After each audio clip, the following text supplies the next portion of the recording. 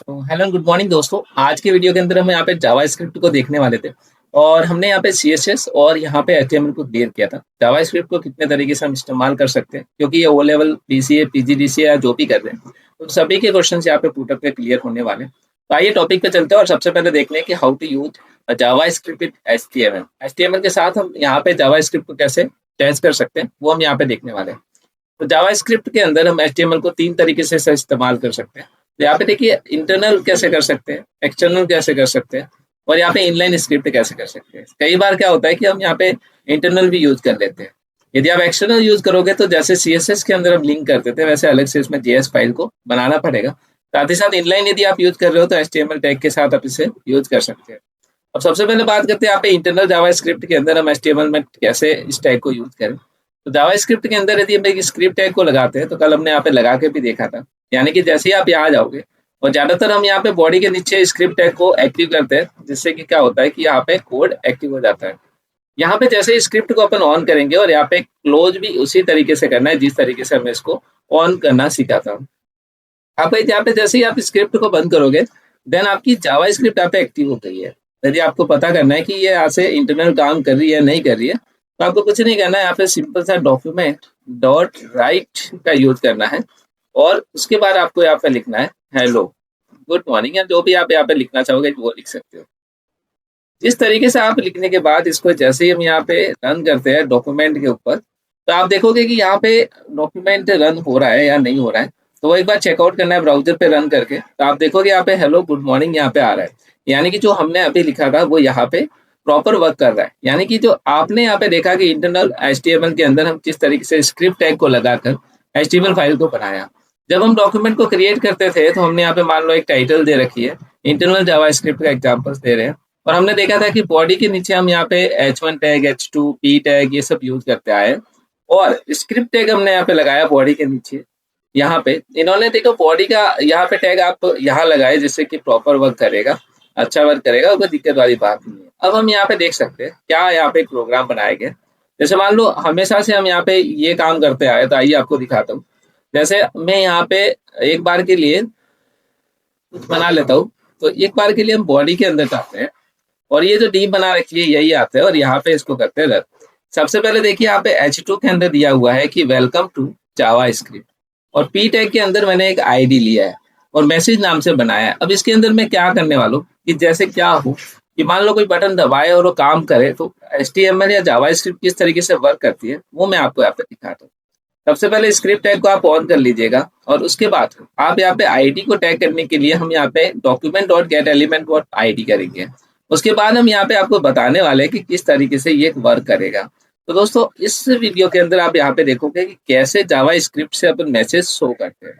तो गाइस यहाँ पे देखिए वहां पे सिर्फ मैंने आईडी बनाया और कुछ भी मैसेज इंक्लूड नहीं किया है, लेकिन यहाँ पे यदि मैं इस तरीके से वर्क करूँ कि document dot gate element by ID, सबसे पहले मैं लिखना है डॉक्यूमेंट डॉट फिर लिखना है गेट एलिमेंट बाय आईडी।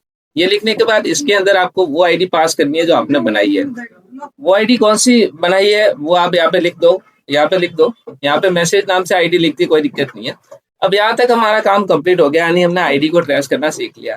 तो गाइस ये document dot gate element by ID थी और ये मैसेज नाम से हमने आईडी बनाई थी। अब यहाँ पे क्या है, तो यहाँ पे मैं आपको बताने वाला हूँ कि किस तरीके से डबल कोड भी लगा देना जिससे कि ये प्रॉपर वर्क करे। डबल कोड के अंदर हमने इसको एक्सेस कर दिया। अब यहाँ पे डॉट लगा के यदि मैं यहाँ पे लिखता हूँ इनर टेक्स्ट, तो ये क्या है, इनर टेक्स्ट नाम से एक फंक्शन है। यदि आप इसको यूज करते हो तो क्या होगा कि यहाँ पे जो भी आप मैसेज का लिखोगे, मतलब इक्वल टू लिख के यदि इसके आगे कुछ भी लिखते हैं, मतलब हमने लिखा कि hello this is my first tutorial, this is my first tutorial, ये हमने लिख दिया गाइस यहाँ पे। जैसे मान लो ये हमने यहाँ पे लिख दिया, यदि ये हमने लिख दिया और अभी यहाँ पे क्या हुआ कि मैसेज के अंदर क्या आ गया, इनर टेक्स्ट आ गया। जैसे ही आईडी को कॉल करेंगे तो क्या होगा, सीधा हमारे पास जो भी इसके अंदर मैसेज दिया हुआ है वो यहाँ पे कॉल हो जाएगा। तो इस तरीके से भी हम यहाँ पे वर्क करते हैं और अपने ब्राउजर के अंदर इसको रन कर सकते हैं। तो देखिए यहाँ पे आ गया है welcome to JavaScript and hello this is my first tutorial. ये कैसे हुआ, तो हमने क्या किया, हमने सिर्फ पी टैग के अंदर एक आईडी बनाई और उस आईडी को हमने यहाँ पे यूज किया और सिर्फ इनर टेक्स्ट से उसके अंदर हमने प्रोग्राम चलाया, कैसे? जावा स्क्रिप्ट से। तो जावा स्क्रिप्ट यही मदद करती है कि कोई फंक्शंस आपको कैसे रन करना है, कैसे चलाना है, किस तरीके से लिखना है, ये टोटल मैंने आपको इसके अंदर बताया। अब आगे चलते हैं तो एक्सप्लेन करें स्क्रिप्ट टैग क्या था। तो जावा स्क्रिप्ट का लिखा हुआ टैग है। जावा स्क्रिप्ट को ऑन करने के लिए हमें क्या चाहिए? स्क्रिप्ट चाहिए। साथ ही साथ document dot gate element by ID क्या है? आईडी को कॉल करने का तरीका। यदि किसी आईडी को आपको कॉल करना है तो सबसे पहले आपको लिखना पड़ेगा document dot gate element by ID. यह एचटीएमएल के अंदर हमने क्या किया? पी टैग के अंदर जो आईडी बनाई उसको ढूंढता है, और उसको ढूंढने के बाद हमें इनर एचटीएमएल को यूज किया, यानी जैसे ही हमने इनर टेक्स्ट लिखा तो उसमें जो भी हम टेक्स्ट डाले हैं वो सीधा कहाँ दिखा रहा है? मैसेज के अंदर दिखा रहा है। तो ये एक प्रोसेस आपको समझ में आएगी किस तरीके से हमने यहाँ पे काम किया। आई होप गाइस आपको इस वीडियो के अंदर ये समझ में आया कि ये वीडियो किस तरीके से हम यहाँ पे किसी भी आईडी को कॉल कर सकते हैं, कैसे लगा सकते हैं। ये वाला तरीका इस तरीके से आपको यूज करना है। अब बात करते हैं एक्सटर्नल कैसे लगा सकते हो। तो सबसे पहले आप यहाँ पे कंट्रोल एन से एक फाइल बना दीजिए और इस फाइल को सेव कर दीजिए। सेव मतलब कि जैसे किसी भी नाम से कर दीजिए, .us.js के नाम से सेव कर रहा हूँ, एंड देन इसको सेव कर लेते हैं। अब मान लो इसको अटैच कैसे करें यहाँ पे, तो हमें सबसे ऊपर जाना है, यहाँ टाइटल के नीचे आना है और यहाँ पे लिखना है लिंक।